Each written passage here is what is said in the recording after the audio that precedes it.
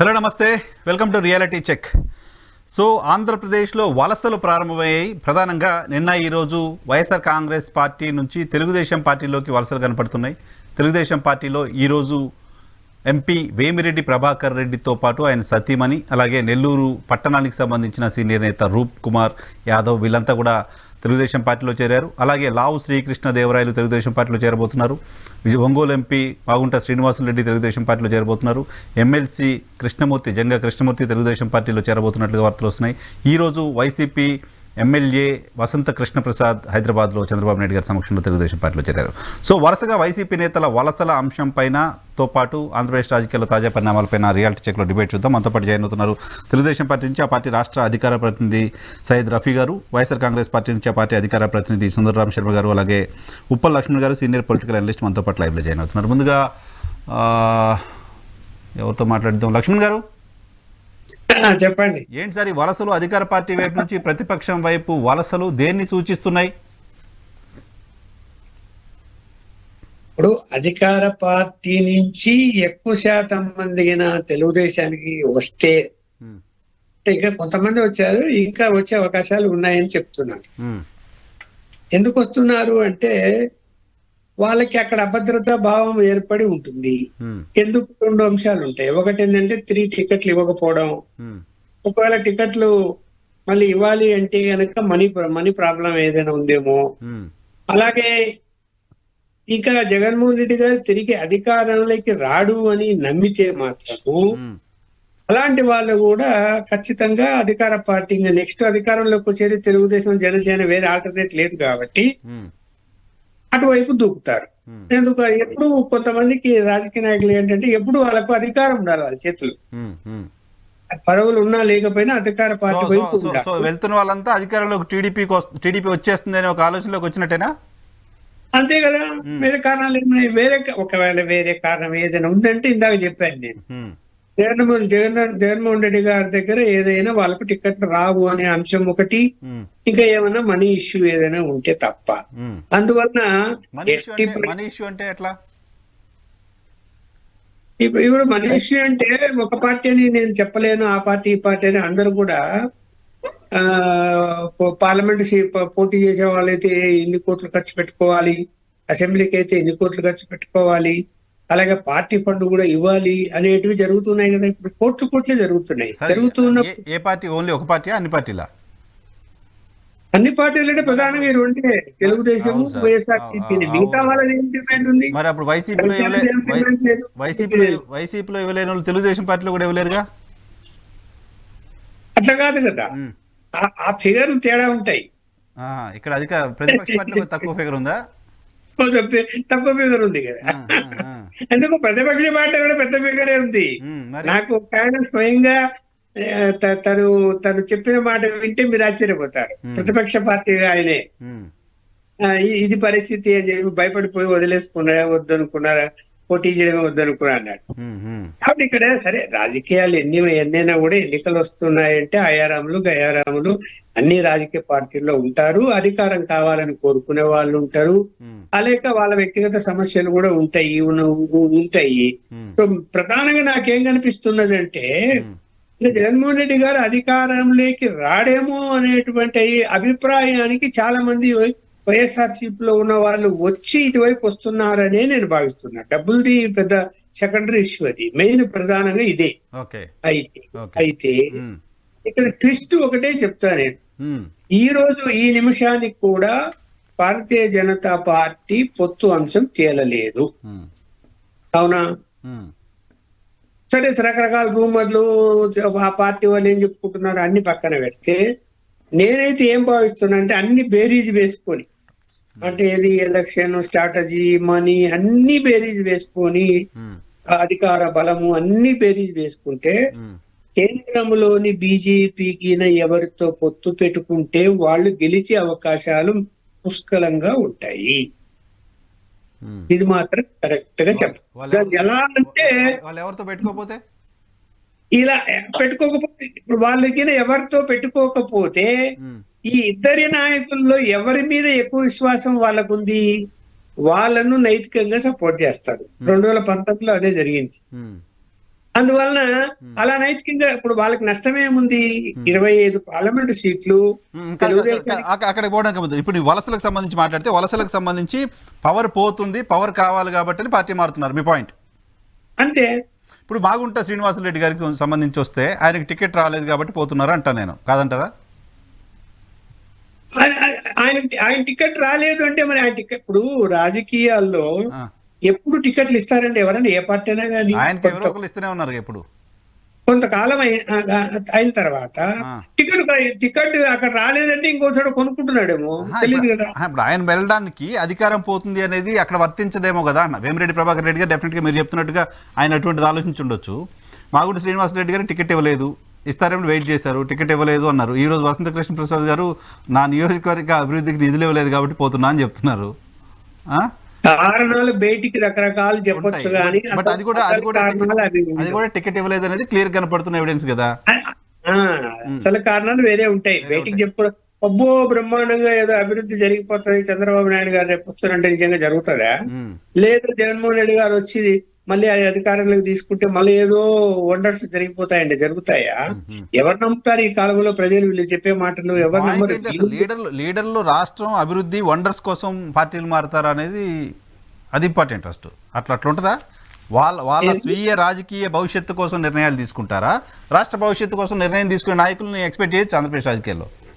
ఈ కాలంలో ఎక్స్పెక్ట్ చేయలేం. వాళ్ళ సొంత లాభాల గురించి ఆలోచిస్తారు తప్ప రాష్ట్ర భవిష్యత్తు గురించి నిర్ణయాలు తీసుకునే పరిస్థితి ఏమి రాదు. అలాంటి పరిస్థితుల్లో ఉంటే రాష్ట్రం ఇవాళ ఎప్పుడు బాగుండేది. ఇప్పుడు సిద్ధాంతాలకు విలువ లేకుండా పోయింది.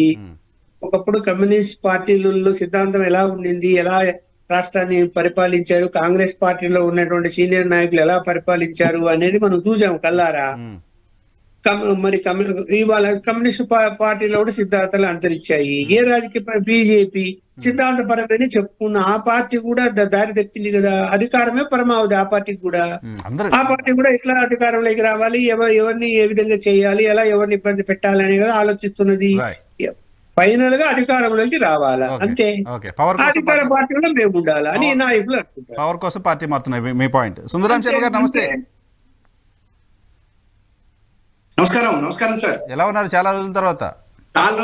పిలవకపోతే మేమేం చేస్తాం, పిలుస్తాం. ఇంకా పొలిటికల్ స్టార్ట్ అయింది కాబట్టి రోజు ఉండేదే.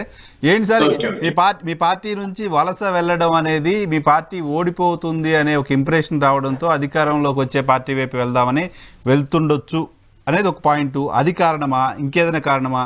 అధికార పార్టీ నుంచి నాయకులు వలస వెళ్ళడం అనేది అధికార పార్టీకి ఇబ్బంది కలిగించే అంశం కాదా? సార్ మీకు, లక్ష్మణ్ గారికి, రవి గారికి, మీ ప్రేక్షకులందరికీ కూడా నమస్కారం. నమస్తే సార్. ఎన్నికలు వచ్చినప్పుడు డెఫినెట్ గా రాజకీయ పార్టీల్లో అటు నుంచి ఇటు ఇటు నుంచి అటు అనేటువంటిది జరుగుతూ వస్తాం సార్. ముఖ్యంగా ప్రాబ్లం ఎక్కడ వస్తా ఉంది అని చెప్పంటే ఆంధ్రప్రదేశ్ లో వచ్చినప్పుడు 2 పార్టీలే ఉండటంతో నేచురల్ గా ఆ పార్టీలో నుంచి ఈ పార్టీలోకి, ఈ పార్టీలో నుంచి ఆ పార్టీలోకి అనేటువంటిది ఇంతకుముందు కాంగ్రెస్ తెలుగుదేశం పార్టీ ఉన్నప్పుడు జరుగుతూ వచ్చింది. తర్వాత 2014లో జగన్మోహన్ రెడ్డి గారి దగ్గర ఉన్నటువంటి వాళ్ళు ఎవరైతే పోటీ చేశారో వాళ్ళు ఆల్మోస్ట్ ఆయనతో పాటు 10 సంవత్సరాలు ఎప్పటి నుంచో ఆయనతోటి సేల్ అయినటువంటి వాళ్ళకే ఎక్కువ సీట్లు వచ్చినాయి, వాళ్లే పోటీ చేశారు. గెలిచినటువంటి వాళ్ళందరూ వాళ్ళే, కొంత అటు ఇటుగా ఓడిన వాళ్ళు కూడా వాళ్ళు. అయితే 2019కి వచ్చేసరికల్లా జగన్మోహన్ రెడ్డి గారికి దగ్గరికి కొంతమంది వచ్చిన మాట వాస్తవం. వాళ్ళందరూ కూడా సరే, ఆయన కూడా కొంత ఎప్పుడైతే 23 మందిని శాసనసభ్యుల్ని ఆ రోజున తీసేసుకోవటం, వాళ్ళలో 4 మంత్రులను చేసిన తర్వాత ఆయన కూడా కొంత మార్పు చేయాల్సి వచ్చినటువంటి పరిస్థితి ఏర్పడింది. ఇప్పుడు ఆయన ఇందాక చెప్పినటువంటి ముఖ్యంగా నెల్లూరు జిల్లా, మనం ఆనం రామనారాయణ రెడ్డి గారు కానివ్వండి, వీళ్ళు కానీ కొంతమంది ఆ రోజున వచ్చి అన్నా మేము చేరతాము అది ఇది అని అడగటం ఆయనతో. సరే, ఇక మరీ పట్టుదలగా పోకుండా ఆయన కూడా కొంత నిజమే కదా వాళ్ళు వచ్చారు అనే ఉద్దేశంతో వాళ్ళందరికీ కూడా సీట్లు ఇవ్వటం అనేటువంటిది మనం చూసాం. ఏదైనప్పటికీ కూడా ఒకటి మాత్రం ఏంటంటే, మొదటి నుంచి కూడా తెలుగుదేశం పార్టీ ఈ ఆయారాములు గయారాముల మీద ఆధారపడి పార్టీని, అంటే చంద్రబాబు గారి సమయం నుంచి చెప్తున్నాను సార్, ఆయన చంద్రబాబు గారు ఈ మొదటిసారి నుంచి ఆయన 99 ఎన్నికల దగ్గర నుంచి కనుక మనం చూస్తే ఈ అయారాములు గయారాములు నమ్ముకుని పార్టీని చేశాడే తప్ప ఏ రోజున కూడా ఆయన కొత్తగా తనతోటి ఇప్పటిదాకా పనిచేసినటువంటి వాళ్ళు, పార్టీకి అన్ని ఏళ్ల నుంచి ఉన్నటువంటి వాళ్ళని ఆయన తక్కువగా గుర్తుపెట్టుకుంటాం కూడా మనం చూసాం.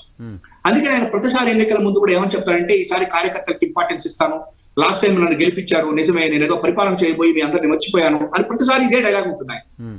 అయితే మొత్తం మీద తర్వాత ఆయన ఎవరో ఒకళ్ళు చేరడం. నాకు బాగా మీతో చెప్తాను, 2014లో ఆల్మోస్ట్ కాంగ్రెస్ పార్టీ నుంచి 60 మంది అభ్యర్థులు ఆయన దగ్గరికి వెళ్ళిపోయారు. ఆ తర్వాత రాత్రికి రాత్రి వెళ్ళిపోయినటువంటి వాళ్ళకి కూడా ఆయన సీట్లు ఇవ్వాల్సి వచ్చిన పరిస్థితి. అయితే ఆ రోజున ఆయన చూసింది ఏంటంటే కాంగ్రెస్ పార్టీలో ఉన్న వాళ్ళు కొంచెం డబ్బులు ఖర్చు పెట్టగలిగినటువంటి వాళ్ళు వాళ్ళందరినీ తీసేసుకోవటం అనేటువంటిది కూడా మనం చూసాం. అయితే ఇవాటి రోజున ఏంటి జగన్మోహన్ రెడ్డి గారితో ఇప్పుడు వెళుతున్నటువంటి వాళ్ళ గురించి కనుక మనం చెప్తే ఎవరు అసలు ఎందుకు వెళ్తున్నారు అనేది కనుక మీరు చూస్తే ఆల్మోస్ట్ 7-8 నెలల నుంచి వాళ్ళ పేర్లు బయట వినపడుతూనే ఉన్నాయి. ఉదాహరణకు వసంత కృష్ణ ప్రసాద్ గారు, ఆయన వాళ్ళ నాన్నగారు వసంత నాగేశ్వరరావు గారు బయటకు వచ్చి మీడియా పెట్టి కొన్ని మాట్లాడటం, ఆ తర్వాత నేను బయటకు వచ్చి లేదు మా నాన్నకి నాకు అనుకోవటం, ఇట్లాంటివన్నీ చాలా జరిగినాయి. ఇవన్నీ జరిగిన తర్వాత ఆయనకు సీటు రాదు అనేటువంటి విషయం కూడా అందరికీ తెలిసిపోయింది. ఆయనే వెళ్ళిపోయి టీడీపీతో మాట్లాడుకుంటున్నాడు. దేవినేని ఉమా గారు ఆయన మీద ఏం మాట్లాడాడు కూడా మనం చూసాం. ఆయన ఇసుక ఎక్కడి నుంచి కొల్లగొడుతున్నాడు, ఎక్కడికి తీసుకెళ్తున్నాడు, ఈ రకంగా ఆయన మొత్తం చెప్పేశాడు. నేను ఇవాళ చంద్రబాబు గారిని అడిగేది ఏంటంటే, మొన్న ఎక్కడో ఆయన ఒక స్టేట్మెంట్ ఇచ్చాడు, మా పార్టీలో పోటీ చేసేటువంటి వాళ్ళందరూ కూడా స్మగ్లర్లని వాళ్ళని వీళ్ళని. మరి ఇప్పుడు ఈయన గురించి ఆయన చెప్పిన దానికి మరి ఇవాళ ఆయన పార్టీ టికెట్ ఇస్తే మరి ఏ రకమైనటువంటి మెసేజ్ చంద్రబాబు గారు వాళ్ళ ఈ రాష్ట్ర ప్రజలకు ఇస్తున్నాడు అనేది మనకు కావాలి. నెంబర్ 1. నెంబర్ 2, ఆనం నారాయణ రెడ్డి గారు ఉన్నారు. ఆయన చాలా పెద్ద మనిషి, నో డౌట్. ఆయన చాలా ఏళ్ల నుంచి రాజకీయాల్లో ఉన్నారు. ఆయన యొక్క ప్రాబ్లం ఏంటి? ఆయనకేమి జగన్మోహన్ రెడ్డి గారి మీద ప్రాబ్లం కాదు. ఆయనకి అక్కడ లోకల్ గా ఉన్నటువంటి ఒక ప్రాబ్లం, ఆ లోకల్ గా ఉన్నటువంటి వాళ్ళతో వస్తున్నటువంటి. అయితే ఇక్కడ ఏంటంటే అందరినీ కలుపుకుని వెళ్ళాలి. ముఖ్యంగా నాకు ఉన్నంత మటుకు ఇవాళ నెల్లూరు జిల్లా వరకు వచ్చేసరికల్లా జగన్మోహన్ రెడ్డి గారు సామాజిక న్యాయం చేస్తున్నారు. ఇంకొకటి ఏంటంటే నేను బాగా అబ్జర్వ్ చేసినటువంటిది ఏంటంటే సార్ వైఎన్ఆర్ గారు, జగన్మోహన్ రెడ్డి గారిలో ఒక గొప్పతనం ఏంటంటే తనతోటి అంటి పెట్టుకున్న వాడిని మీరు ఎన్ని అన్నా ఏం చేసినా ఆయన వదిలిపెట్టారు. ఎందుకని చెప్పారంటే నాతో అంటి పెట్టుకున్నాడు ఏంటి అని. ఉదాహరణకి అనిల్ కుమార్ యాదవ్, అతను చాలా ఎప్పటి నుంచో, నిజానికి 2009లో కాంగ్రెస్ పార్టీ తరఫున నిలబడితే కాంగ్రెస్ పార్టీ వాళ్ళే ఓడించారు అనేటువంటిది చాలా సార్లు ఆయన చెప్పాడు, నేను మనం కూడా చూసాం. నిజంగా ఆయన గెలవాలి అక్కడ, కానీ ప్రజారాజ్యం పార్టీ గెలిచిందండి. ఆశ్చర్యకరం, ప్రజారాజ్యం పార్టీ శ్రీధర్ రెడ్డి గారు గెలిచారు. ఆయన లేరనుకుంటా ఇప్పుడు, ఆయన గెలిచారు. అంటే ఏ రకంగా అంటే వీళ్ళు ఓడించడం అనేటువంటిది ఒకటి చూసాం. ఇవన్నీ చూసిన తర్వాత ఆయన జగన్మోహన్ రెడ్డి గారు సామాజిక న్యాయం కావాలి, మన అందరినీ అంటి పెట్టుకోండి అని చెప్పారు. వేమిరెడ్డి గారు లాంటి పెద్దవాళ్ళు కూడా ఆలోచించాల్సింది ఏంటంటే, ఇన్నేళ్లు మీరు పదవులు అనుభవించారు, చాలా చక్కగా చేశారు. ఇందాక చంద్రబాబు గారు ఒక మాట అన్నారు వేమిరెడ్డి గారి గురించి, అన్నారు అజాత శత్రువు అని. 100% దాంట్లో ఎవరు ఆయన డిస్ప్యూట్ చేయలేదు కూడా. వేమిరెడ్డి గారు చాలా మంచి ఆయన, చక్కటి ఇది ఉంది, అన్ని ఉన్నాయి, రాజ్యసభకి వెళ్ళొచ్చారు. అటువంటి వాళ్ళు కొంత సంయమనం పాటించి పార్టీ వాళ్ళని పోటీ చేయమన్నట్టు చేయాలే తప్ప నాకు వాళ్ళకి ఇవ్వండి సీట్లు, వీళ్ళకి ఇవ్వండి సీట్లు, ఇవన్నీ ఒక అభ్యర్థి ఇంకా మిగతా మొత్తం అప్పచెప్పమనేటువంటి పరిస్థితి లేదు వాళ్ళ రోజు. ఎందుకని చెప్పారంటే జగన్మోహన్ రెడ్డి గారు అనేటువంటి ఆయన్ని చూసి ఓట్లు పడతాయే తప్ప మనం ఈ క్యాండిడేట్ రికమెండ్ చేసి ఆయన క్యాండిడేట్ రికమెండ్ చేస్తే పడవు. అటువంటి పరిస్థితుల్లో వేమిరెడ్డి గారైనా ఆనంద్ గారు కూడా తొందరపట్టం కానీ, లేకపోతే ఆమె శ్రీదేవి గారు ఆమె విషయంలో ఎమ్మెల్సీ రోజు క్లియర్ గా చెప్పింది, సీట్ ఇవ్వను అని చెప్పేశారు. ఆయన సీట్ ఇవ్వను అని చెప్పారు అని చెప్పారని బయట అంతా ప్రచారంలోకి వచ్చేసి. కానీ ఆయన ఏమన్నారు, అమ్మానికి సీట్ ఇవ్వడానికి కుదరదు, కానీ ఏదో రకంగా పార్టీలో నేను చేస్తాను అన్నారు. అట్లాగే చంద్రశేఖర్ రెడ్డి గారికి ఆయనే చెప్పాడు, అన్నా నీకు సీట్ ఇవ్వడానికి కుదరదు, నీకేం కావాలో చెప్పు, పార్టీ రేపు అధికారంలోకి వస్తుంది, నీకు నేను చేస్తాను అని చెప్పాడు.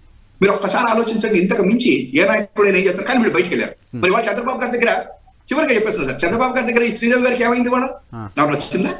ఇక్కడ జరుగుతుంది అన్నమాట. చంద్రబాబు గారు మోసం చేస్తారు. ఎట్లా మోసం చేస్తాడంటే టెంప్ట్ చేస్తాడు, పాపం ఎగ్గొడతాడు, ఎగదోస్తాడు. ఇంకా ఈ ఆంధ్రజ్యోతి ఈనాడు అయితే ఇక చెప్పక్కర్లా, రేపు పొద్దున్న నువ్వు వచ్చేసేయి, అసలు నువ్వు చాలా ఇంద్రుడివి చంద్రుడివి అంటాడు. నేను ఇది ఒక్క ఉదాహరణ మీకు చెప్తా. మా పార్థసారథి గారు మినిస్టర్ గారు, ఇప్పుడు మన ఎక్స్ మినిస్టర్ గారు, ఆయన కేసు, ఆయన మీద అదేదో ఇంపోర్ట్ కి సంబంధించినటువంటి ఒక కేసు ఉండేది, ఈడీ కేసు, ఈడీలో డిఆర్ఐ కేసు అనుకుంటున్నాను, ఆయన గుర్తున్నంత. ఎలక్షన్ రాగానే అది రాసేవాడు అండి ఈనాడు ఆంధ్రజ్యోతిలో. ఎలక్షన్ వస్తుందంటే అది రాసేవాడు. అసలు దట్ ఈస్ నథింగ్. ఆ కేసు నాకు, నేను ఏమి ఆయన అడ్వకేట్ ని కాదు, ఏమీ కాదు, కానీ అసలు ఆ కేసు చాలా చిన్న కేసు, కానీ ఎలక్షన్ టైంకి అది రాస్తారు. అంటే ఏంటి మరి ఇవాళ ఏమైంది అంటే, నేనేమో చెప్తున్నానంటే వీళ్ళందరూ సీనియర్ లీడర్స్. శర్మ, నా పాయింట్ ఏంటంటే, మీకు ఒక్కొక్క వ్యక్తికి సంబంధించి ఒక్కొక్క రీజన్ ఉండొచ్చు, బట్ బయట నుంచి చూస్తున్న పాలిటిక్స్ని అబ్జర్వ్ చేస్తున్న వరకు వైసీపీ నుంచి అందరూ వెళ్ళిపోతున్నారు లాంటి ఒక ఇంప్రెషన్ కలుగుతుంది. Point number 1. పాయింట్ నెంబర్ 2, మీరు లాయల్టీ గురించి మాట్లాడితే లాయల్గా ఉన్న వాళ్ళు కూడా దూరం అయ్యారు. మీరు అనిల్ కుమార్ యాదవ్ గురించి చెప్తున్నారు, కోటంరెడ్డి శ్రీధర్ రెడ్డి పరిస్థితి ఏంటి? వైఎస్ జగన్మోహన్ రెడ్డి గారితో పాటు స్టార్టింగ్లో ఉన్న 60 మంది నాయకులు ఆయన ఒకరు, ఆయన వెళ్ళిపోయారు. మీరు వేమిరెడ్డి ప్రభాకర్ రెడ్డి గారు కూడా కోర్ టీంలో ఉన్నారు, కోటరీలో ఒకరిగా ఉన్నారు, చాలా దగ్గరగా ఉన్నారు. ఆయన ట్రబుల్ మేకర్గా ట్రబుల్ షూటర్గా ఉన్నారు మీ పార్టీలో. సో అటువంటి వాళ్ళు కూడా వెళ్ళడం అనేది డెఫినెట్గా సిగ్నిఫికెంట్ డెవలప్మెంట్ కదా. అన్ని క్వశ్చన్లు ఒకేసారి రెండే క్వశ్చన్. మొదటి క్వశ్చన్ కి మా పార్టీ నుంచి వెళ్ళిపోతున్నటువంటి లాగానే మా పార్టీలోకి వచ్చే వాళ్ళు ఉన్నారు కదా. నేను హరిరామ జోగయ్య గారు అబ్బాయి వచ్చి జాయిన్ అయిపోయాడు కదా, అట్లాగే గొల్లపల్లి సూర్యారావు గారు వచ్చి జాయిన్ అయిపోయాడు కదా. ఇట్లా మా పార్టీలోకి వస్తున్నారు. అయితే ఇక్కడికి వచ్చేటువంటి వాళ్ళని గురించి ఒక్క మాట చెప్పాలి. ఇక్కడికి వచ్చేటువంటి వాళ్ళు ఏమంటున్నారు, కేసీఆర్ నాని గారు వచ్చారు కదా, వాళ్ళందరూ ఏమంటున్నారు, జగన్మోహన్ రెడ్డి గారి పరిపాలన బాగుంది, జగన్మోహన్ రెడ్డి గారు సూపర్ అంటున్నారు. కానీ చంద్రబాబు గారు ఏమన్నారో తెలుసా, ఇంకా వేమిరెడ్డి గారు కూడా వచ్చేసారు, ఆనంద్ గారు వచ్చేసారు, కోటమిరెడ్డి గారు వచ్చేసారు, కాబట్టి నెల్లూరులో గెలుస్తున్నాం అంటున్నాడు. అంటే ఈయన జీరో, వాళ్ళు వస్తే రేపు ప్లస్ అంటున్నాడు. అంటే ఈ జీరో అంటాడు ఆయన చెప్తున్నాడు చంద్రబాబు నాయుడు గారు. కానీ వీళ్ళందరూ కూడాను చంద్రబాబు గారు ఈ మాట చెప్తుంటే జగన్మోహన్ రెడ్డి గారి గురించి వాళ్ళు ఏమంటున్నారు, మా పార్టీలోకి వచ్చేవాళ్ళు జగన్మోహన్ రెడ్డి గారు సూపర్ స్టార్ హీరో, ఆయన చూసి మేము వస్తున్నాము అంటున్నారు. కానీ ఈయన ఏమంటున్నాడు, వాళ్ళందరూ వచ్చారు కాబట్టి నన్ను మోస్తే నేను జీరో నుంచి హీరోని అవుతాను. ఒక చిన్న పాస్. చేగొండి సూర్యప్రకాష్ గారు జగన్మోహన్ రెడ్డి గారు హీరో అంటే చేగొండి సూర్యప్రకాష్ రెడ్డి నాన్నగారు జగన్మోహన్ రెడ్డి దిగిపోవాలంటున్నారు. కేశినేని నాని గారు జగన్మోహన్ రెడ్డి గారు హీరో అంటే కేశినేని నాని గారు తమ్ముడు జగన్మోహన్ రెడ్డి గారు దుర్మార్గుడు దిగిపోవాలంటున్నారు. అంటే ఇప్పుడు ఇక్కడ మీరు అన్నదమ్ముల్ని పోల్చట్లేదు నేను, ఎందుకంటే నా పార్టీలోకి వచ్చిన వాడు ఇప్పుడు వేమిరెడ్డి గారు వచ్చారు. వేమిరెడ్డి గారితో పాటు ఉన్నటువంటి వాళ్ళ అన్నయ్యలు తమ్ముళ్ళ గురించి నాకంటే వాళ్ళు ఎవరో తెలియదు. రాజకీయాల్లో ఉన్నారు కాబట్టి అంతమటికే ఇప్పుడు హరిరామ జోగయ్య గారి గురించి క్లియర్. ఆయన మొదటి నుంచి చెప్తున్నాడు, ఆయన కాపు జాతి నాయకుడు సార్, కాపు నాయకుడు, మంచి నాయకుడు ఆయన. ముద్రగడ గారు కూడా వాళ్ళందరూ క్లియర్ గా పవన్ కళ్యాణ్ కోసం నిలబడ్డారు. వాళ్ళందరూ కూడా ఎప్పుడైతే వాళ్ళందరూ ఫెయిల్ అయ్యారో పవన్ కళ్యాణ్ గారు, వాళ్ళు పార్టీలో చేరట్లా, ఏ పార్టీలో చేరట్లా. ఎవరు, హరిరామ జోగయ్య గారు పెద్ద ఆయన అయిపోయింది. ఆయన జగన్మోహన్ రెడ్డి గారిని తిట్టడం గురించో పోగొట్టడం గురించి చెప్పట్లేదు. ఇప్పుడు నా పార్టీలో లేనటువంటి వాళ్ళు నన్ను కట్టారు, ఇప్పుడు నన్ను దిక్కేటువంటి వాళ్ళు ఉన్నారు, అది వేరే విషయం. కానీ మా పార్టీలోకి వచ్చేటువంటి ఎవరైనా జగన్ గారు హీరో అనుకుని వస్తున్నారు. కానీ చంద్రబాబు గారు ఏం చెప్తున్నారు, వాళ్ళందరూ వచ్చారు ఇప్పుడు మన పార్టీలో గెలుస్తున్నాము అంటున్నారు. అంటే ఏంటి, నేను జీరో, వాళ్ళు వచ్చారు కాబట్టి హీరోని అవుతాను అంటున్నారు. మేమేం చెప్తున్నాం అంటే మా పార్టీలోకి వచ్చినటువంటి వాళ్ళు మా జగన్ గారిని హీరో అని చెప్పని వస్తున్నాము అంటున్నారు. అది తేడా నెంబర్ 1.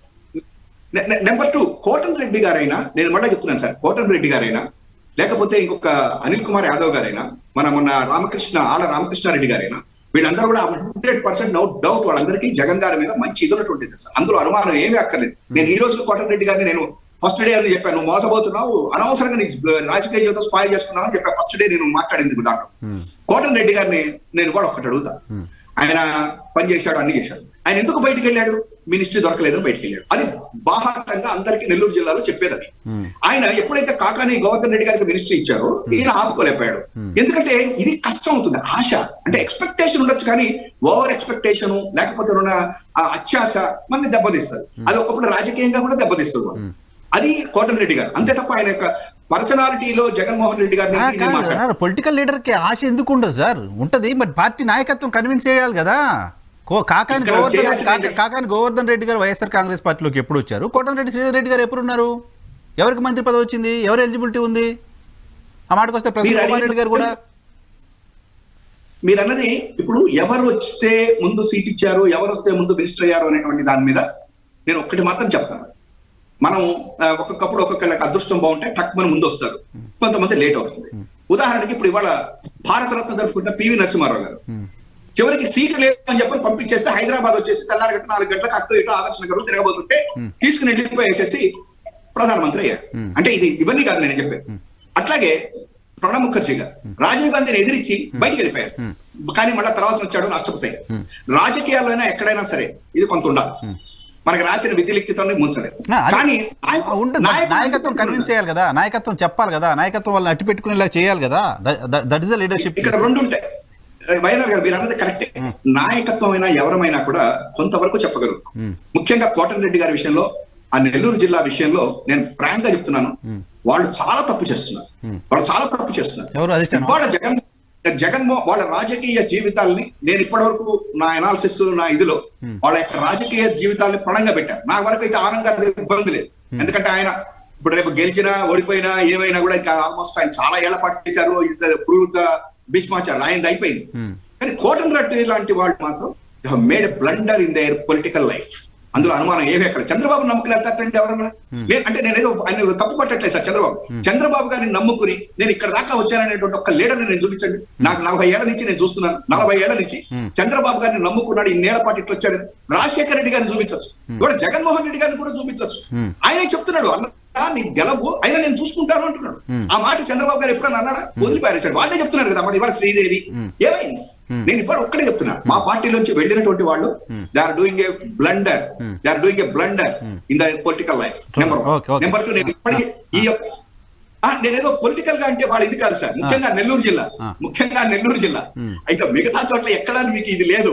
ఇవాళ వసంత కృష్ణ ప్రసాద్ గారితో ఎప్పుడో వెళ్ళిపోతాడనేది అందరికీ తెలుస్తారు. మాకు ఆ ఊళ్ళోనే చెప్తున్నారు వాళ్ళందరూ కూడా. వాళ్ళ నాన్నగారు వచ్చి చెప్తారు. జంగా కృష్ణమూర్తి గారు సార్, జంగా కృష్ణమూర్తి, శ్రీనివాసులు రెడ్డి గారు సార్, శ్రీనివాస్ రెడ్డి గారి పేరు కూడా వినపడింది. నాకు అరగంట ఇవ్వాలి, మీరు మాట్లాడతారు. ఒక్క నిమిషం అరగంట ఇవ్వాలా సార్? ఒక్క నిమిషమా ప్లీజ్. ఆయన కొంచెం ఒక్క నిమిషం కంక్లూడ్ చేయండి. ఇప్పుడు మాగుంట శ్రీనివాస్ రెడ్డి గారు మాట్లాడాలా? మాగుంట శ్రీనివాస్ రెడ్డి గారు ఉన్నారు సార్. నేను ఒక్కటి అడుగుతాను సార్, వాళ్ళ ఫ్యామిలీకి రాజకీయంగా ఈ రోజు వరకు నెల్లూరులో తిరుగు లేకుండా ఉందా లేదా? ఆల్మోస్ట్ శ్రీనివాస్ రెడ్డి గారు నిజానికి తెలుగుదేశంలో చెప్తారా సార్ మాగుంట గారు? సార్ నేను మాట్లాడుతున్నాను కదా సార్, ఆ రోజు ఉదయం పేపర్ ని తెలుగుదేశం నుంచే వచ్చారు మీ దగ్గరికి. ఒకే సెకండ్ మధ్య నిషేధం తీసుకుని వచ్చేసి వాళ్ళ పేపర్ నేను వాళ్ళని ఇబ్బంది పెట్టేసేసి అది గతం సార్. 2019 వరకు తెలుగుదేశంలోనే ఉన్నారు కదా. అంటే సార్ వైఎన్ఆర్ గారు తెలుగు సినిమాలు చూస్తారు వాడు ఏదో చేస్తాడు యాక్సిడెంట్ చేసి. సరే, ఇప్పుడు పోయిన వాళ్ళందరితో మీకు నష్టం లేదు అంతే కదా? ఏమి ఇబ్బంది లేదు సార్. రైట్ రఫీ గారు చేస్తున్నది political blunder in life. Right Rafi గారు నమస్తే. నమస్తే సార్.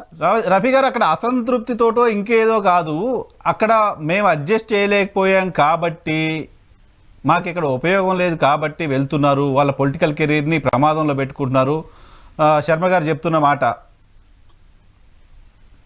సార్ శర్మ గారు చాలా చెప్పారు, మేమేం పట్టించుకోదలుచుకోలేదు సార్. ఈయన వ్యక్తుల గురించి మాకంటే శ్రీనివాస్ రెడ్డో, లేకపోతే వేమిరెడ్డి ప్రభాకర్ రెడ్డో, లేకపోతే కోటమిరెడ్డి శ్రీధర్ రెడ్డో, శ్రీదేవో, లేకపోతే చంద్రశేఖర్ రెడ్డో, ఈ పేర్లు కాదు. అసలు గ్రౌండ్ లెవెల్లో పార్టీ మొత్తం ఖాళీ అవుతావు. మా దగ్గర రోజు 100 మంది కుటుంబాలు ఖాళీ అయిపోయి వైసీపీని వదిలి తెలుగుదేశం చేరుతున్నారు. అందులో ఫిగర్స్ కాదు కాబట్టి అది పెద్ద వార్త కావట్లా. వీళ్ళు ఎంపీలు ఎమ్మెల్యేలు కాబట్టి మీరు చర్చ పెడతా ఉన్నారు.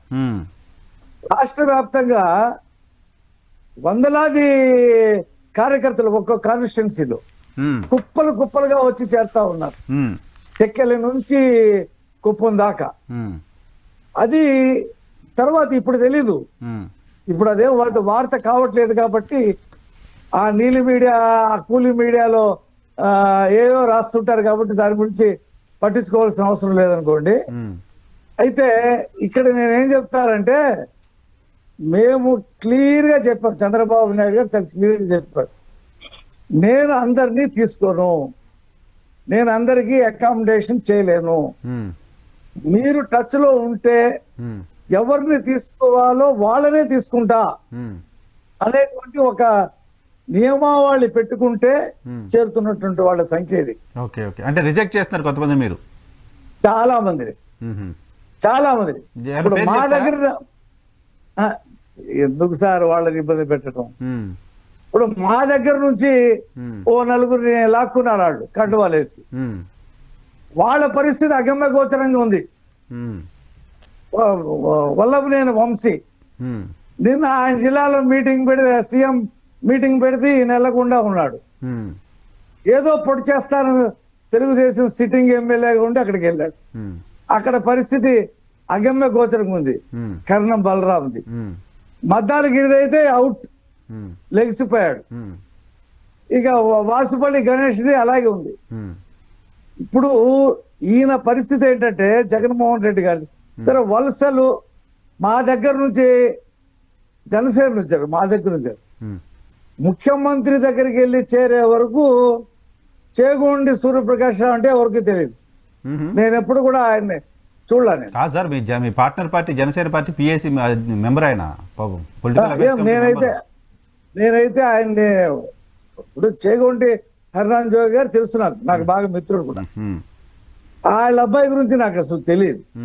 ఆయన అసలు వస్తే చాలని పెద్ద రెడ్ కార్పొరేట్ వేసి కార్పెట్ వేసి ఆయనకి దండలేసి ఫోటోలు పెడతాం. ఆయన ఎక్స్ సర్పంచ్ కూడా కాదు, ఎక్స్ కౌన్సిలర్ కూడా కాదు. అంటే వస్తే చాలు. మా దగ్గర కూడా వీళ్ళు వస్తున్నారు.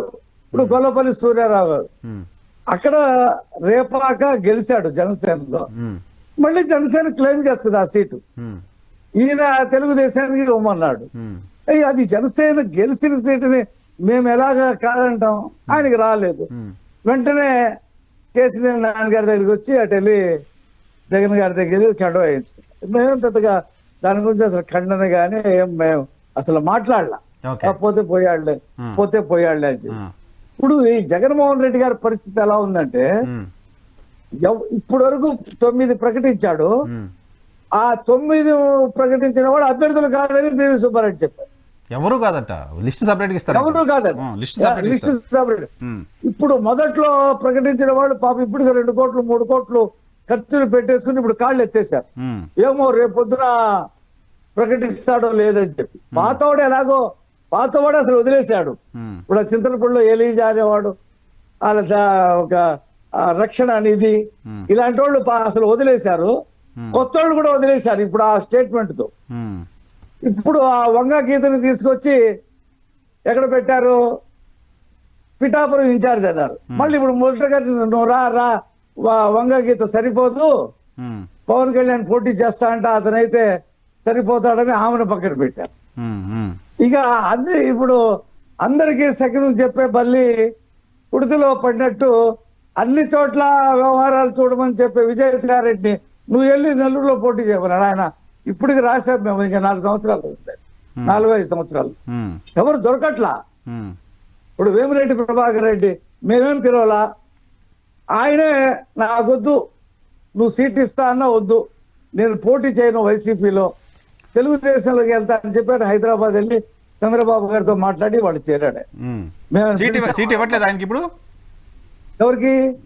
వసంత కృష్ణ ప్రసాద్ గారు.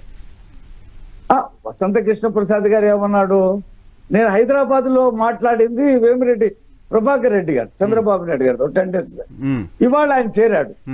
వసంత కృష్ణ ప్రసాద్ గారు హైదరాబాద్ వెళ్ళి చేరారు. ఇప్పుడు ఆ మైలవరం సీటు దేవినేని ఉమాగా, వసంత కృష్ణ ప్రసాద్ గా, లేకపోతే పెనమలూరులో ఎవరిని అడ్జస్ట్ చేస్తారనేది చంద్రబాబు నాయుడు గారి చేతిలో ఉంది. వసంత కృష్ణ ప్రసాద్ గారు ఏం చెప్పాడు, సీటు ఇవ్వకపోయినా పర్వాలేదు, నేను పార్టీకి పనిచేస్తాను, రాష్ట్ర ప్రయోజనాలు నాకు ముఖ్యం అని చెప్పేసి చెప్పాడు.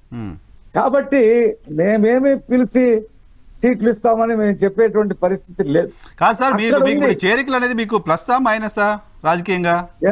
ఏమండి, ఇప్పుడు 1,00,000 మంది ఉన్నారండి, ఇంకొక 5 వచ్చి చేరారు, 1,05,000 అవుద్ది కదా, మైనస్ ఎందుకు అవుద్ది మాకు? ఇప్పుడు ఉమా గారు ఉన్నారు సార్, ఉమా గారు ఉన్నారు మైలవరంలో. ఆయన చాలా మీ పార్టీకి సంబంధించిన సీనియర్ నాయకుడు. చంద్రబాబు నాయుడు గారు అంటే బాగా ఇష్టంగా ఉంటారు. ఫస్ట్ నుంచి తెలుగుదేశం ఫ్యామిలీ రమణ గారి దగ్గర నుంచి పనిచేసుకుంటూ వస్తున్నారు. సో మొత్తం తెలుగుదేశం పార్టీకి సంబంధించిన ముఖ్యమైన నాయకులు 15 మంది 20 మంది పేర్లు చెప్తే అందులో ఉమా గారు ఒకరు ఉంటారు, లాస్ట్ 1.5 decade గా చూస్తూ ఉంటే. అటువంటి ఉమా గారి సీట్ ఇప్పుడు ఉంటుందా లేదా అనే ఒక అంబిగ్విటీ కనపడుతోంది. 2, బోడే ప్రసాద్ గారు, మీరు కృష్ణా జిల్లాకు సంబంధించిన వాళ్ళే, బోడే ప్రసాద్ గారు ఓడిపోయిన నెక్స్ట్ డే నుంచి పెనమలూరు కాన్స్టిట్యున్సీలో బైక్లు వేసుకొని మొత్తం తిరిగి అక్కడ పార్టీకి సంబంధించి గట్టిగా పనిచేస్తున్న నాయకులు ఒకరాయన. ఇప్పుడు అక్కడ పార్థసారథి గారిని తీసుకొచ్చారు, సరే ఆయనకి ఇవ్వలేదు, ఆయన్ని దూజివేడికి పంపించారు. పెనమలూరులో బోడే ప్రసాద్ గారికి కూడా ఇస్తారా లేదా అనే ఒక సందిగ్ధ పరిస్థితి తీసుకొచ్చారు. ఇవన్నీ పార్టీ కోసం మీలాగా గ్రౌండ్ లెవెల్లో కష్టపడి ఈ 5 ఏళ్ళు తట్టుకొని పనిచేస్తున్న వాళ్ళని పక్కన పెట్టి అధికార పార్టీకి సంబంధించిన వాళ్ళని తీసుకొచ్చి వాళ్ళ టికెట్లు ఇచ్చే ప్రయత్నం చేయడం అనేది ఏ మేరకు మీకు లాభం, ఏ మేరకు మీకు నష్టం? అదే ఇప్పుడు చంద్రబాబు నాయుడు గారు ఏం చెప్పారు, నేను సర్వే చేయిస్తున్నాను 5-6 సంస్థలతో, ఆ సర్వే రిపోర్ట్స్ ప్రకారంగానే సీట్లు ఇచ్చానని చెప్పాడు. ఇప్పుడు 2వ లిస్ట్ కూడా అదే ప్రకారంగా ఇస్తున్నానని చెప్పాడు.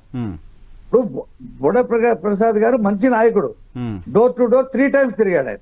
నేను కూడా ఆయన కాన్స్టిట్యున్సీలో ఓ మీటింగ్ పిలిస్తే వెళ్ళి మాట్లాడి, ఇప్పుడు ఆయనకి ఇవ్వట్లేదని చెప్పలేదు, దేవినేని ఉమా గారు కూడా ఇవ్వట్లేదని చెప్పలేదు, వసంత కృష్ణ ప్రసాద్ గారికి నీకు ఇచ్చేస్తామని చెప్పరా. కానీ వాళ్ళకి ఇస్తారా లేదా అనే ఒక సందిగ్ధ వాతావరణాన్ని తీసుకొచ్చారుగా. ఉంటది కదా, ఇప్పుడు మా దగ్గర అలాంటి 2, 3 లేదో 4 ఉంటాయి. ఇప్పుడు వైసీపీలో 175 అలాగే తయారైనాయి కదా. ఆయన ఆ మంగళగిరి చూడండి, మా దగ్గర ఉన్నటువంటి చిరంజీవిని తీసుకొని నువ్వే మొగోడివి, అసలు నీకు మించిన బీసీ నాయకుడు లేడు అని చెప్పి లోకేష్ గారిని ఎదిరించాలంటే నువ్వు వీరుడు సూర్యుడు అని చెప్పి ఆయనకి 2 పదవులు కట్టబెట్టి ఆయన పెట్టారు. ఇప్పుడు తీరా చూస్తే నువ్వు సరిపోవు, నువ్వు ఫస్ట్ రౌండ్ లోనే అయిపోతావు అని చెప్పేసి కాండ్రు కమలాని పెడుతున్నామని చెప్పేసి అన్నారు. కాదు, ముందు ఆమెనే అన్నారు. ఈ పరిస్థితి అంతా చూసి రామకృష్ణారెడ్డి అసలు ఎమ్మెల్యేకి రాజీనామా చేసి సభ్యత్వానికి రాజీనామా చేసి నానా హంగామా చేసి ఆయన షర్మిల దగ్గరికి వెళ్ళి మొదటి కండవ వేసుకుని నేను షర్మిల కోసం నా జీవితం త్యాగం చేస్తా అని చెప్పాడు. కాదు ఇక్కడ చిరంజీవి సరిపోవట్లేదు, కమల కూడా సరిపోదు, నువ్వు వస్తేనే బెటర్ ఏమో అని చెప్పేసి అనుకుంటున్నావు అని చెప్పి మళ్ళీ అయోధ్య రామరెడ్డి చేత మాట్లాడించి బ్రతిమలాడి మళ్ళీ తీసుకొచ్చి ఆ రాజీనామా పత్రం ఏమైపోయిందో స్పీకర్ ప్యాంప్లెట్ లో పంపించినటువంటిది అదేమైపోయిందో తెలియదు. అది పోయి మళ్ళీ ఆయన మళ్ళీ వచ్చి కండవ కప్పుకున్నారు. పోనీ ఇప్పుడు ఆయనైనా ఉంటాడంటే ఆయన కాదంటే కాండ్రు కమల కూతురుని ఇన్ఛార్జ్ గా పెడుతున్నట్టు నిన్న వార్తలు. అసలు ఎవరిని ఎక్కడ పెడతాడో, ఎవరిని ఎప్పుడు మారుస్తాడో, ఎవరిని అభ్యర్థులు చేస్తాడో, ఎందుకంటే నేను మీకు క్లియర్ గా చెప్తా. 2014, 2019లో ఆయన 175 ఒకేసారి రిలీజ్ చేసి నేను యుద్ధానికి సిద్ధం అనేటువంటి పద్ధతిలో వచ్చాడు. ఇవాళ ఏంటి పరిస్థితి? మేము 99 రిలీజ్ చేసాం, 2-3 రోజుల్లో మిగతా కూడా రిలీజ్ చేయడానికి మేము సన్నాహాలు చేస్తా ఉన్నాం. ఈయన ఇప్పుడు మొత్తం ఒకేసారి చేస్తాం. ఈసారి ఒక 2-3 రోజుల్లో బీజేపీతో వ్యవహారం తేలిపోతే వాళ్ళకి ఇచ్చేసి ఉందా రఫీ గారు, ఇంకా ఉందా డోర్స్ ఓపెన్ ఉన్నాయి, ఇంకా ఒక 2 రోజులు టైం ఉంది దానికి. 5-6 సీట్లు ఎమ్మెల్యే సీట్లు పక్కన పెట్టి మిగతా మొత్తం ఆయన మేము ఇద్దరం కలిసి మళ్ళీ ఒకేసారి బీజేపీ కోసం ఒక 5-6 పక్కన పెడతారా? పెడతాం, 5-6 అంతే. ఓకే. ఎంపీలు 3-4 3 జనసేన, 4 బీజేపీయా? అది ఓకే. అది అంతకంటే అంతకు ముందు కూడా మేము 4 ఎంపీలను 13 ఎమ్మెల్యే 15 ఇస్తే మళ్ళీ 15 తర్వాత మార్చి 13 చేశారు దాన్ని. మరి అప్పుడు కంటే బీజేపీ బలం ఇప్పుడు తగ్గినట్ట? ఇంకా అప్పుడు 13 ఇస్తే 4 గెలిచారు. అందుకే ఇప్పుడు 4 ఇస్తారు, 5 ఇస్తారు 5 అని అనుకుంటున్నాం మేము. సరే, ఆ పక్కన పెట్టి మిగతా లిస్టు రిలీజ్ చేయడానికి సన్నాహాలు చేస్తా ఉన్నాం. మాది క్లియర్ కట్ గా ఉంది. చేరికలు మీకు బలమే అంతే కదా సార్. ఇప్పుడు మాకు తోడే కదా, మాకు మైనస్ ఏముంది దాంట్లో? ఇప్పుడు వాసుపల్లి గణేష్ ఆ విశాఖపట్నం నుంచి ఏదో మిరుగుడు పురుగులు ఉంటే చూసారు, లైట్ ని తినేయడానికి వెళ్ళి అతుక్కుపోతే ఆ రకంగా వెళ్ళాడు. ఇప్పుడు అతనికి సీట్ ఉందో లేదు తెలియదు. ఇప్పుడు ఎవరు ఏ మిరుగుడు పురుగు వైపు వెళ్తున్నారు, ఏ పార్టీకి వెళ్ళి ఎవరు అతుక్కుపోతారు కాదు, నేను చెప్తున్నా. ఇప్పుడు మా దగ్గర నుంచి 4 వెళ్ళారు, ఆ 4 సీట్లు ఈయన డిక్లేర్ చేసి పోనీ ఇన్ఛార్జీలు వేసాడా? కనీసం అవి కూడా వేసే పరిస్థితి లేదు. మీరు మీ దగ్గరకు వచ్చిన 4 మీరు సీట్లు ఇచ్చే పరిస్థితి లేదు, వాళ్ళ దగ్గరికి వెళ్ళిన వాళ్ళు సీట్లు ఎవరికి ఇస్తున్నారు? మేకపాటి చంద్రశేఖర్ రెడ్డి గారికి ఇస్తారా? ఇస్తున్నాం. ఆనవ రామరెడ్డి గారికి ఇస్తున్నారా? ఇస్తున్నాం. ఉన్నవాళ్ళు శ్రీదేవి గారికి ఇస్తారా? శ్రీదేవి గారికి సీట్ ఇస్తామని మేము చెప్పాల. అయితే ఆమె బాపట్ల పార్లమెంట్ సీట్ అడుగుతుంది. మిగతా 3 ఆమెకి ఎమ్మెల్సీ. నాకున్న సమాచారం ఆనంద్ గారికి కూడా సీటు డౌట్, ఆయన కూడా ఏదో టెన్షన్ లో ఉన్నారని విన్నా. లేదు, అదే ఆత్మకూరు గాని వెంకటగిరి గాని రెండింటిలో చూస్ చేసుకోమన్నారు. ఆయన వెంకటగిరి అంటున్నాడు, ఆత్మకూరు ఏదే బెటర్ అని చెప్పి సెషన్ ఇస్తున్నారు. రెండిట్లో ఏదో ఒకటి గ్యారెంటీ ఆయన. అంటే ఆయన నెల్లూరు జిల్లాలో జగమెరిగిన బ్రాహ్మడు, ఆయన ఏ కాన్స్టిట్యున్సీలో అయినా సరే పోటీ చేస్తాడు.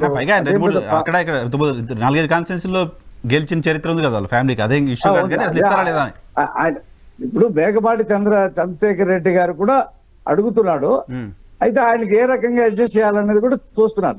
ఆయన ఇంకో మాట అన్నాడు, చంద్రశేఖర్ రెడ్డి నేను పోటీ చేయకపోయినా పర్వాలేదు అని చెప్పి కూడా ఒక మాట అని ఉన్నాడు. అంటే మా దగ్గర అదేం పెద్ద పార్టీలోకి వచ్చిందే ఆయనకి టికెట్ ఇవ్వనంటే మీ దగ్గరకు వచ్చి నేను కాదు, ఆయన టికెట్ ఇవ్వనంటేనే కాదు, అవమానించాడు నన్ను, నా సీనియారిటీని లెక్క చేయకుండా మాట్లాడాడు. అతని దగ్గరికి అసలు వెళ్ళాలంటేనే చాలా ఇదిగా ఉంది. గుర్తున్నంత వరకు ఆయన రిజైన్ చేసిన రోజు అసలు ముఖ్యమంత్రిని కలవనీయట్లేదు, నేను కలిసే అవకాశం కూడా లేదు అని మాట్లాడారు, కానీ ఆయన అవమానించాడు. అంటే ఇక అంతకంటే ఏంటి సార్? ఇప్పుడు రాజశేఖర రెడ్డి ఉన్నప్పుడు డోర్ తెలుసుకుని వెళ్ళిన మనుషులు వాళ్ళందరూ ఇక్కడ అసలు కనీసం తాడేపల్లి ప్యాలెస్ కి 1 కిలోమీటర్ దూరంలో ఆపేస్తారు వీళ్ళందరినీ. అసలు రానివ్వరు కదా. ఇవాళ కదా ఎమ్మెల్యేలు పిలిచి మాట్లాడుతా ఉన్నాడు. ఏనాడైనా ఎమ్మెల్యేలు పిలిచి మీ నియోజకవర్గంలో సమస్యలు ఏంటి నేను చేస్తాను అని చెప్పి ఈ రోజు పిలిచారు. ఆ ఎంపీ గారు ఉన్నాడు కదా, సంజీవ్ కుమార్ గారు, కర్నూలు ఎంపీ. అవును, నా జీవిత కాలంలో ట్రై చేశాను, నాకు అసలు ఇంటర్వ్యూనే దొరకలేదని చెప్పాడు. 5 సంవత్సరాల్లో నేను ముఖ్యమంత్రిని చూడలేకపోయాను. లక్ష్మణ్ గారు కాబట్టి ఇప్పుడు శర్మ గారు ఇంత మాట్లాడతాడు, ఆయన ఎప్పుడైనా జగన్మోహన్ రెడ్డి గారిని కలవగలడా? ఏం అడుగుదాం శర్మ గారు. ఏంటి మామూలు కలవడం, అవసరం ఉంటే కలవడం, లేకపోతే పోయి కలవడం ఎట్లా? ఇప్పుడు డొక్కా మాణిక్య ప్రసాద్ ఏమన్నాడు బహిరంగ సభలో? అన్నాడు, అయ్యా బాబు నన్ను ఒక్కసారి జగన్మోహన్ రెడ్డి గారిని కల్పించండి మహాప్రభు అని చెప్పి తాడికొండ బహిరంగ సభలో అన్నాడు. అయినా సరే కలవలేదు. ఓకే ఓకే శర్మ గారు అవునా, మీ పార్టీలో కనీసం ఎమ్మెల్యేలకు ఎంపీలకు కూడా ముఖ్యమంత్రిని కలిసి అంత అవకాశం లేని పరిస్థితుందా? ఇప్పుడు ఆయన ఒక మాట అంటున్నారు, రఫీ గారు సుందరరావు శర్మ గారు కలిశారా అని. ఇప్పుడు నేను మాత్రం రఫీ గారికి చంద్రబాబు గారు అంత భుజం మీద చేసుకునేంతటి ఇది నాకు నాయకులతో లేదు సార్. రఫీ గారు అంటే వాళ్ళ చంద్రబాబు గారి దగ్గరికి హాయ్ బాబుజీ అనగానే ఈయన రాండి రఫీజీ అని చెప్పి ఇక్కడ కావలించుకుంటారేమో నాకు తెలియదు, కానీ నాకైతే అంతటి ఇది మాత్రం లేదు. మీ అందరి ముందుగానే మాట్లాడినివ్వాలి. ఇంకొక విషయం కూడా చెప్తున్నాను, ఆయన ఒకవేళ 24 hours అక్కడ నాకు డోర్స్ తెచ్చిపెట్టి నువ్వు రా అన్నా కూడా నేను వెళ్ళేందుకు రెడీగా లేదు. ఎందుకంటే నేను బయట పని చేయాలని కోరుకుంటున్నాను. ఎందుకని చెప్పంటే రోజు నాయకుడి దగ్గర ఇంటి దగ్గర తిరిగేది ఎవరు? అసలు నువ్వు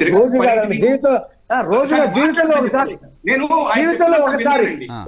రోజు కాదు, జీవితంలో ఒకసారి. ఆయన ఉన్నప్పుడు నేను చాలా సార్లు కొంచెం ఇది ఈ మధ్య కాలంలో వద్దనుకునే కాదు చెప్పిన దాన్ని రాంగ్ తీసుకున్నారు. నేను అడుగుతాను రఫీ గారు, అంటే ఆయన సంజీవ్ కుమార్ గారిని కోట్ చేసి మన కర్నూలు ఎంపీ. అదే సంజీవ్ కుమార్ గారు. ఇప్పుడు రెండోది ఇంకొకటి చెప్తాను సార్. నేను అసలు ఫస్ట్ ఆఫ్ ఆల్ ప్రతిపక్షంలో ఉన్నప్పుడు ఒక రకమైనటువంటి ఇది ఉంటుంది సార్ నాయకుడికి. అధికారంలోకి వచ్చాక ఆ నాయకుడు సీఎంఓ పిఎంఓ అయిన తర్వాత 24 hours ఆయన దగ్గరికి మనం పనుంటే వెళ్ళాలి తప్ప లేకపోతే అవసరం లేదు సార్. అసలు అవసరమే లేదు. రోజు వాళ్ళందరి దగ్గరికి వెళ్ళాల్సినటువంటి అవసరం మనకి లేదు.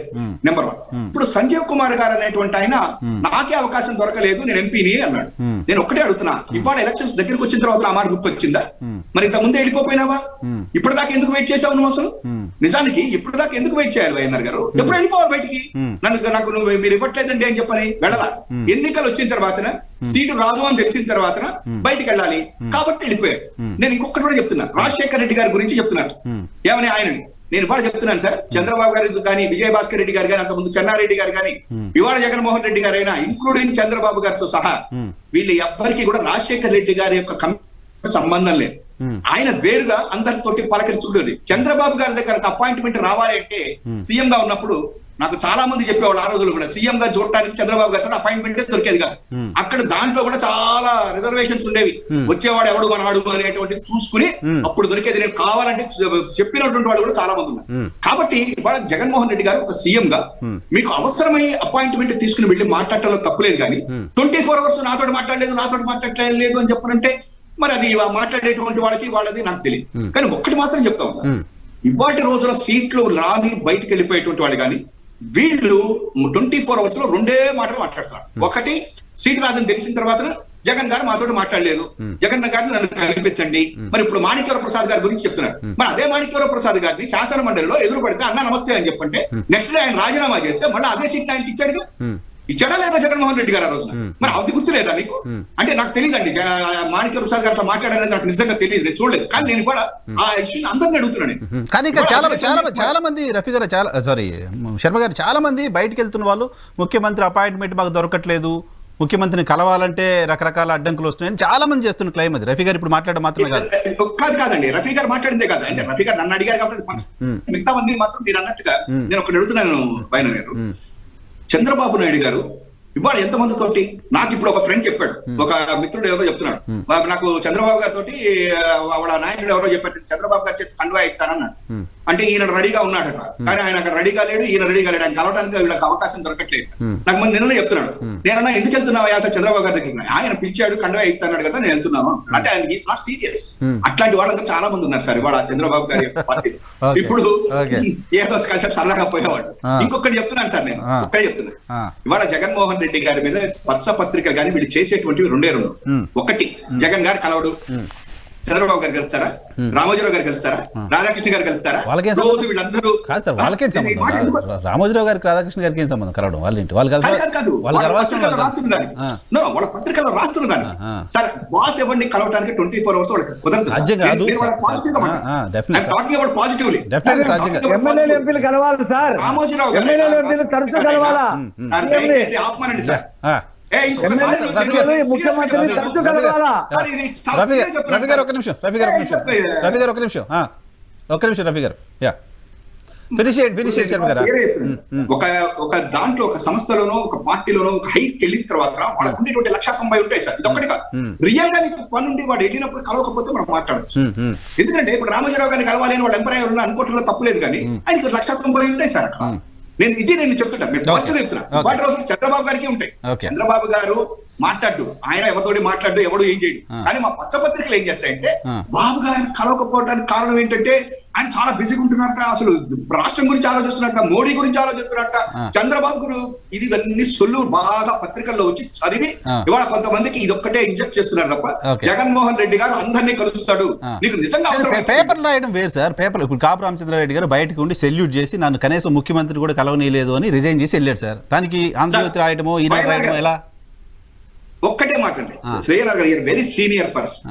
కాపు రామచంద్రారెడ్డి గారు నన్ను జగన్ గారు కలవనివ్వట్లేదు, సీఎం కలవనివ్వట్లేదు కాబట్టి రాజీనామా చేస్తాను అంటే ఎప్పుడు చేయాలి అని అడుగుతున్నాను. అంటే 5 ఏళ్ల పాటు చూసావు, 5 ఏళ్లలోనూ ఆయన కలవలేదు అనుకో, నిన్ను ఇప్పుడు ఎందుకు మాట్లాడుతున్నావు అన్నమాట. నువ్వు ఇంతకు ముందు కూడా బయటకు వచ్చి నన్ను కలవట్లేదు, నేను రిజైన్ చేస్తున్నాను. అప్పుడు ఇంటర్నల్ గా మాట్లాడాడు, ఇప్పుడు మీడియాతో మాట్లాడాడు.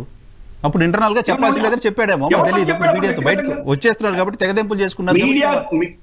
ఎగ్జాక్ట్లీ. ఇప్పుడు మీడియా ముందుకు ఎందుకు వచ్చాడు, ఇప్పుడు ఎందుకు వచ్చాడు, అప్పుడు ఎందుకు రాలేదు? ఒకటి. రెండోది, అప్పుడు వ్యక్తిగతంగా మాట్లాడేటట్టయితే ఇంకా జగన్మోహన్ రెడ్డి గారితో వ్యక్తిగతంగా మాట్లాడుకునేటట్టు ఇంకెందుకు సార్? ఇంకొకటి చెప్తాను వైఎన్ఆర్ గారు, చివరిగా ఉప్పల్ లక్ష్మణ్ గారు కూడా ఎప్పుడు కూడా నాయకుడితోటి డైరెక్ట్ గా కష్టాలు ఉంటాయి సార్, డైరెక్ట్ వెళ్ళాం. రాజశేఖర రెడ్డి గారు ఉన్నప్పుడు కేవీ రామచంద్ర గారి దగ్గర పోయాం, చెన్నారెడ్డి గారు ఉన్నప్పుడు ఇంకా కొంతమంది దగ్గర పోయాం, విజయభాస్కర్. ఇప్పుడు చంద్రబాబు నాయుడు గారిని మీరు డైరెక్ట్ గా కలవలేరు, అక్కడ ఉన్నటువంటి కొంతమంది బ్యాచ్ ఉంటారు, అంత పోయి మనం కలుసుకుని చెప్పుకుంటాం. మరి ఇప్పుడు ఇక్కడ ఎవరు బ్యాచ్? ఇక్కడ రామకృష్ణ ఇస్తారు మీకు, లక్ష్మణ్ గారు మాట్లాడాలి. ఒక్క నిమిషం కంక్లూడ్ చేయండి సార్. మీరు అడిగారు కాబట్టి నేను క్లియర్ చెప్తున్నా. ఎస్ఆర్కే గారిని కలవండి, సజ్జల రామకృష్ణారెడ్డి గారి దగ్గర పోయి కలవచ్చు, ఏం తప్పే ఉంది. లేకపోతే మా ఎస్వి సుబ్బారెడ్డి గారిని కలవచ్చు, విజయసాయి రెడ్డి గారిని కలవచ్చు, అసలు వీళ్ళందరి దాకా ఎందుకు సార్? మా ఎమ్మెల్యేని కలవచ్చు, మా ఎంపీ గారి దగ్గర నేను డైరెక్ట్ పోయి అన్న నా పని ఇదని చెప్పి ఎమ్మెల్యేని కలిసి వాళ్ళు కలుస్తున్నారు. ఎమ్మెల్యేలు కలవాలనుకుంటున్నారు, కలవట్లేదని. ఇప్పుడు ఇక్కడ నేను అడుగుతున్న క్వశ్చన్, అసలు ఎమ్మెల్యేలు రోజు ముఖ్యమంత్రిని ఎందుకు కలవాలి? రోజు అక్కర్లేదు, సంవత్సరంలో ఒకసారి, 6 నెలలకు ఒకసారి అన్నా. ఎందుకు నియోజకవర్గ సమస్యలు, ఆ నియోజకవర్గంలో జనాలంతా వచ్చి ఆయన చెప్పిన సమస్యలు ఆయన ముఖ్యమంత్రికే కదా చెప్పాలా? ఒక్క నిమిషం, ఇవాళ నియోజకవర్గాల్లో సమస్యలు లేవు, అన్ని వాలంటీర్లు ఇంటికి వెళ్ళిపోతున్నారు, ఇచ్చేస్తున్నారు, మాకు పనులు లేవు అని చెప్పని మా ఎమ్మెల్యేలు కార్పొరేటర్లు అందరూ కొట్టుకుంటున్నారు. అదే కదా. ఒక్క నిమిషం, లక్ష్మణ్ గారికి డౌట్ వస్తుంది. ఒక్క నిమిషం. ఒకటే జగన్ గారి పరిపాలనలో ఇవాళ వీళ్ళందరూ బాధపడుతున్నది ఏంటంటే, మా చంద్రబాబు గారు వంటి బ్యాచ్ వీళ్ళందరూ కూడా వాలంటీర్ వెళ్తున్నాడు, పింఛన్ డైరెక్ట్ గా వెళ్తుంది, డీబీటీలో డైరెక్ట్ గా పథకాలు అందుతున్నాయి. మీరు ఇదివరకు అట్లాగా అక్కడికి వెళ్ళి ఆర్డీఓ దగ్గర, కలెక్టర్ దగ్గర నిలబడాల్సినటువంటి అవసరం లేదు. సంక్షేమ పథకాలు ప్రతివాడికి అర్హత ఉంటే చాలా అందుతున్నాయి. ఇంకా ఎమ్మెల్యేకి ఏం పని ఉంది? రైట్. ఎందుకు మరి పని లేక వాళ్ళు ముఖ్యమంత్రిని కలుస్తా అన్నారా ఏంటి లక్ష్మణ్ గారు? ఏమిటి ఇప్పుడు ఏంటి ఎమ్మెల్యేలు కలవట్లేదు, ముఖ్యమంత్రి దొరకట్లేదు, ముఖ్యమంత్రికి మా సమస్యలు చెప్పుకునే అవకాశం లేదు కాబట్టి మేము ఈ పార్టీలో ఉండడం అనవసరం, ఇంకా బయటకు వెళ్ళిపోతాం, ముఖ్యమంత్రి రెస్పెక్ట్ చేయట్లేదు, ఇటువంటి ఓట్స్ చాలా మంది మాట్లాడుతున్నారు. అది పార్టీలు మారడానికి రీజన్ అవుతుందా? మీ అబ్జర్వేషన్ ఏంటి జగన్మోహన్ రెడ్డి గారి సర్కార్లో? ఇప్పుడు ప్రతి శాసనసభ్యుడికి సరే, మంత్రులు అంటే కేబినెట్ మీటింగ్ జరుగుతాయి, లోపల మాట్లాడతారు, అవసరం అనుకుంటే ప్రత్యేకంగా వెంటనే మాట్లాడుకునే ఛాన్స్ దొరుకుతుంది. బట్ ఎమ్మెల్యేలకు దొరకదు. ఇప్పుడు ఎమ్మెల్యేలతో సమావేశం పెట్టాడు అనుకోండి, 1-to-1 ఎప్పుడు మాట్లాడతారు? అక్కడ సమావేశంలో వస్తారు, ఉపన్యాసం ఇస్తారు, పోతారు ముఖ్యమంత్రులు. 1-to-1 మాట్లాడితే కదా ఆయన నియోజకవర్గంలో ఉన్న సమస్యలు ఏమన్నా కొన్ని ఉంటాయి చెప్పేటి, ప్రతిపక్ష ఇబ్బందులు పెట్టేటువంటి పరిస్థితులు ఉంటాయి, లేదా వాళ్ళ మీద యాక్షన్ తీసుకునేటివి ఉంటాయి, అలాగే పలాని సమస్య పరిష్కరించకపోతే నియోజకవర్గంలో వ్యతిరేకిస్తారనేది ఉంటాయి, అలాగే కుటుంబ సమస్యలు, వ్యక్తిగత సమస్యలు, వ్యాపార సమస్యలు కూడా ఉంటాయి. ఉన్నప్పుడు ఒక ముఖ్యమంత్రి దగ్గరికి వెళ్ళి తను బాధ చెప్పుకోగలిగితే ఆ బాధను తీరుస్తాడని నమ్ముతారు శాసనసభ్యులు. అందరూ ఎంత బయటికి ఎంత పర్సనల్ ఇష్యూస్, వ్యాపారం ఇష్యూస్ అవి చెప్పుకోవడానికి పర్సనల్ గా 1-to-1 మాట్లాడడానికి టైం అడుగుతారు, అంతేనా? ఎక్కువ అవే ఉంటాయి. దానికి ఎందుకు ముఖ్యమంత్రి టైం? ఇప్పుడు అభివృద్ధి గురించి మాట్లాడాలనో నియోజకవర్గం గురించి మాట్లాడాలంటే 1-to-1 అవసరం లేదు. డయాస్ లోనే మాట్లాడారు. 1-to-1 ఎప్పుడు అడుగుతారంటే వాళ్ళ వ్యక్తిగత విషయాల మీదనే 1-to-1 కావాలి. వాటిని తప్పించుకోవడం కోసం ముఖ్యమంత్రి అవాయిడ్ చేస్తారు. అప్పుడు ఏమైపోతుందంటే జగన్మోహన్ రెడ్డి గారు ముఖ్యమంత్రి కాకముందు ప్రతిపక్ష నాయకుడుగా ఉన్నప్పుడు ఎలా ఇంటరాక్ట్ అయ్యేవాడు అందరితో, ముఖ్యమంత్రి అయినా కూడా అలాగే అవుతాడని వీళ్ళు భావించారు. కానీ ఆయన అసలు ఏం పని ఉంది, ఎందుకు నన్ను కలవాలి, ఆ పని ఏంటంటే ఆ పని నేను సీఎం పేసీలో ఇద్దరితో మాట్లాడాను. మాట్లాడినప్పుడు వాళ్ళు చెప్పింది ఏమిటంటే, ఇంకో పలానా ఉప్పల్ లక్ష్మణ్ వస్తాడంటే అడుగుతున్నాడు అపాయింట్మెంట్, అంటే ఎందుకు, ఏమిటి, ఏం పని కనుక్కోండి, లేదా మీకు తెలిసింటే నాకు చెప్పండి, మీకు తెలుసా అని అడుగుతాడట. అడిగినప్పుడు ఏం చెప్పలేదు, ఊరికేనే కలవాలంటున్నారంటే, ఊరికేనే కలవాలనుకుంటున్నారంటే ఇప్పుడు కుదరదంట. అలా కొంతమందికి అపాయింట్మెంట్ నుంచి ఎందుకు కలవాలనుకుంటున్నారు అంటే కూడా వాళ్ళకి కూడా చెప్పలేదు, ఏదో ఉంటది, ఏదో ఊరికే ఓన్లీ ముఖ్యమంత్రికే చెప్పాలనే ఇష్యూ కదా అది. అంతే కదా. ఇప్పుడు వ్యక్తిగత విషయాలు ఏం చెప్తారు, చెప్తే 10 మందికి తెలిసిపోతాయని ఆలోచిస్తారు కదా.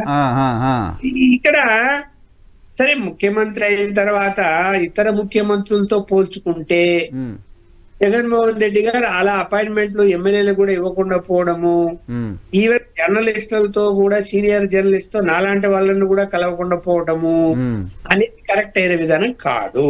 పైగా ఒక ఆరిజిన్ ఉంటుందిగా, రాజశేఖర రెడ్డి గారితో పనిచేస్తున్న వాళ్ళు, కాంగ్రెస్ తో పనిచేస్తున్న వాళ్ళు ఎక్కువ జగన్మోహన్ రెడ్డి గారితో ఉన్న సందర్భంలో రాజశేఖర రెడ్డి గారు ప్రతిరోజు ఒక పర్టికులర్ టైం ప్రతిరోజు అదే చంద్రబాబు నాయుడు కూడా అలాగే కలిసేవాడు ప్రతిరోజు. చంద్రబాబు నాయుడు గారు కూడా అలాగే కలిసేవాడు. అది సెక్రటరియట్ లో కలిసేవాళ్ళు, ఇంటి దగ్గర కలిసేవాళ్ళు, రెండు ఉంటాయి. అక్కడ రోజులు ఇక్కడికి వచ్చేవాళ్ళు సెక్రటరియట్ కు, విజిటింగ్ అవర్స్ లో కలిసేవాళ్ళు. ఆయన లేకపోతే ఎక్కువ మంది జనం ఉంటే బయటికి వచ్చేసి ఒక్కొక్క లైన్ లో నిలబెట్టి అందరితో మాట్లాడుతూ పోతాడు రాజశేఖర రెడ్డి. ఎవరిని కూడా మాట్లాడకుండా ఆయన వెళ్ళడు, అది ఇంట్లో గానీ సెక్రటరియట్ లో గానీ, నేను కల్లారా చూశాను.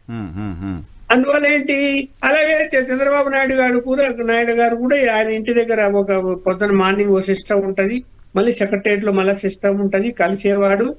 ఎప్పుడైనా ఎమర్జెన్సీలు ఉన్నప్పుడు కలవకుండా రేపు రమ్మని చెప్పిన సందర్భాలు కూడా ఉంటాయి, కాదని నేను. కానీ ఈయన ప్రతిపక్ష నాయకుడుగా అంటే నా అనుభవం ఒకటే ఒక మాట చెప్పేస్తా.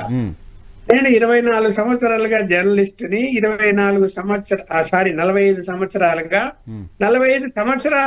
నేను ఎన్టీ రామారావు దగ్గర నుంచి, అంటే అప్పుడే రాజకీయాలకు వచ్చే జర్నలిజానికి వచ్చినప్పుడు ఎన్టీ రామారావు ఫస్ట్ సీఎం అనుకో, అక్కడి నుంచి ఇప్పటి వరకు నేను అంటే ముఖ్యమంత్రి హోదాలో కలవని ఎవరైనా ముఖ్యమంత్రి ఉన్నా అంటే జగన్మోహన్ రెడ్డి ఒకడే. మీరు చెప్పండి, ప్రతిపక్ష నాయుడు కలిశాను. మీకేం పని ఉంటుంది, మీరు కూడా డయాస్ లోనో లేకపోతే పేపర్ లో ఆర్టికల్ రాసి చెప్పొచ్చుగా. మీరేమైనా పర్సనల్ గా 1-to-1 ఇంకేమైనా ఉందా? మీరు జర్నలిస్ట్ గా ఆర్టికల్స్ రాయొచ్చు కదా. అట్లా కాదు, ఇప్పుడు అడిగావు కదా, ఇప్పుడు చెప్పనా, నా కుమారుడి వివాహానికి అపాయింట్మెంట్ అడిగితే కూడా పిలవడానికి అడిగితే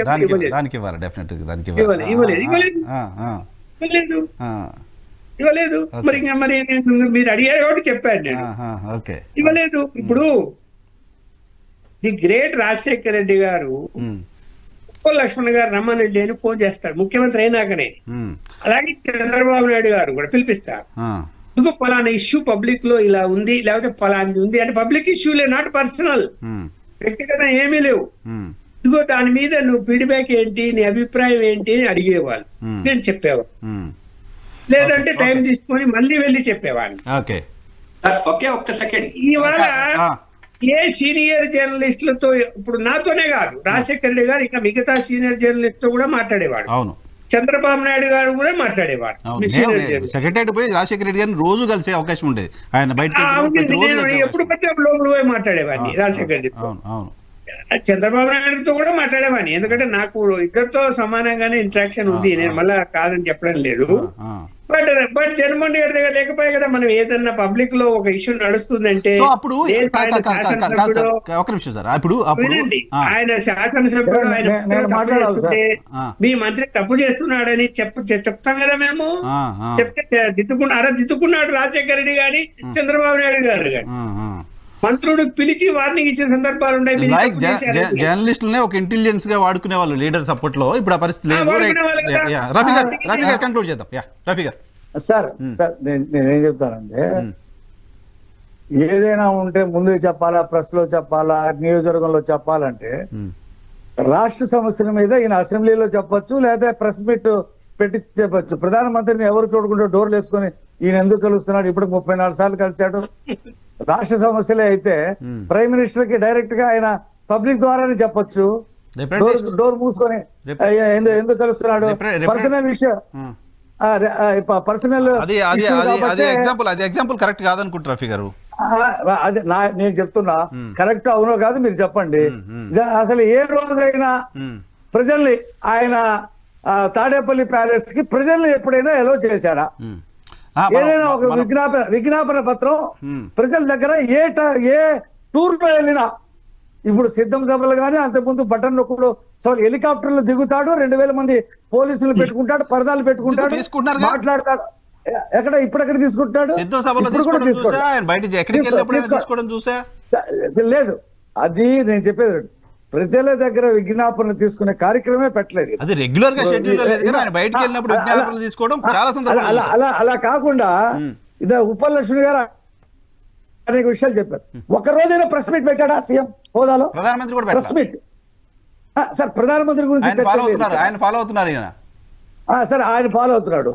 ఇప్పుడు కేసీఆర్ కూడా ప్రజల్ని కలిసేవాడు కాదు. అదేదో భవన్ కట్టుకున్నాడు కదా హైదరాబాద్ లో, ఎక్కడ గేట్లు వేసి ఎవరిని రానిచ్చేవాడు. సరే సరే సరే మొత్తం ఇప్పుడు ఈయన కూడా అదే పద్ధతి ఫాలో అయ్యాడు. ఎమ్మెల్యేలు కూడా కేసీఆర్ ని కలవలేకపోయేవాడు. ఈ ప్రజలతో కలవలేకపోతున్న వాళ్ళందరూ ఒక రోజుకి పోతారు, ప్రజలు ఓడిస్తారు. మోడీ గారు కూడా కలవట్లేదు కదా, ఆయన పోతాడో లేదో తెలియక మోడీ గారు పార్టీ ఆఫీస్ మోడీ గారు అక్కడ ఎగ్జాంపుల్ చెప్పా. చంద్రబాబు నాయుడు గారు రీసెంట్ చంద్రబాబు నాయుడు గారి recent 2 meetings with Amit Shah ఎందుకో తెలియదు ఇప్పటి వరకు. అలాగే నేను చెప్పేదానండి,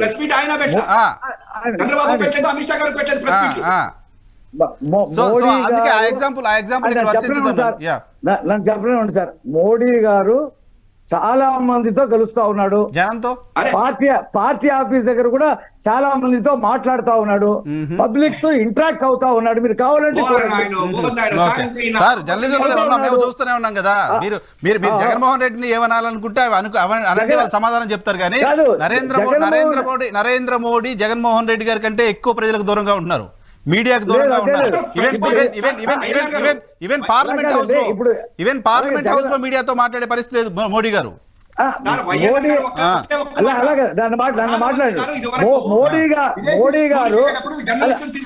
అవును, ఇప్పుడు సాంప్రదాయమే లేదు. అలాగే నేను చెప్పేది, మోడీ గారు జర్నలిస్టులతో మాట్లాడట్లేదు, ప్రెస్ మీట్ పెట్టట్లేదు లేదా నేను ఏకీపిస్తా. కానీ ఆయన కార్యకర్తలు కలుస్తున్నాడు, నాయకులు కలుస్తున్నాడు, కాన్స్టిట్యూన్సీకి వెళ్తే ప్రజలు కలుస్తా ఉన్నాడు. ఈయన అసలు ఎవరిని కలవట్లా, ఈయన ఎవరిని కలవట్లా.